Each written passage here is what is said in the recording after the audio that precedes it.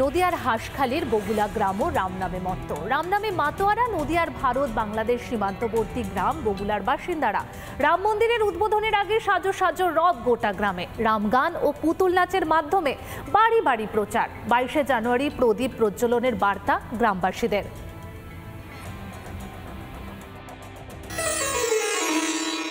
রঘুপতি রাঘব রাজা রাম পতিত পাবন সীতারাম। জয় জয় রাজা রামে জয় সীতারাম পতিত পাবন সীতারাম।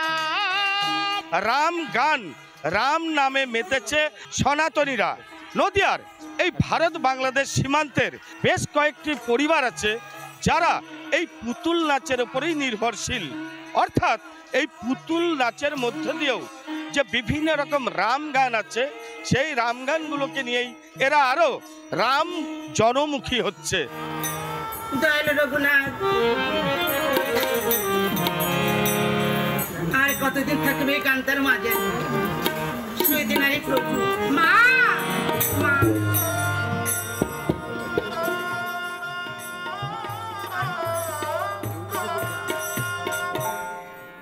সুপ্রাচীন এক ঐতিহ্যকে ধরে রেখেছে এই এলাকার বাসিন্দারা।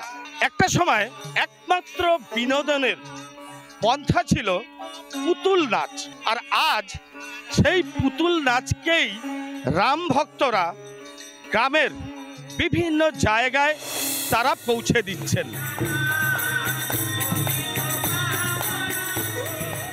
রাজা রামে জয় সীতারাম পতিত পাবন সীতারাম। এই পুতুল নাচে ছিল পেশা, শুধু আমার নয়, আমার বাপ ঠাকুরদাদারা করে গেছেন। তারপর আমিও তো এর মধ্যে ঢুকেছি, কিন্তু কি করব, এখন যা পরিস্থিতি, এর মধ্যে আর কেউ এই সংস্থার মধ্যে কেউ ঢুকতে যাচ্ছে না হওয়ার কারণে যে এই টিভি সিরিয়াল হয়ে এতে খুব অসুবিধা হয়ে গেছে অন্তত পুতুল নাচে। তোমার দাদার সঙ্গে দিন কত বন বেরিয়েছো, মা আশীর্বাদ করো।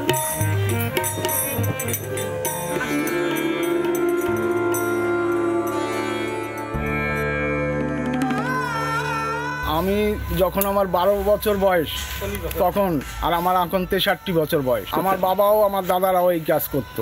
আমরা দিন দিন মানে একদম খড় পথে চলছি।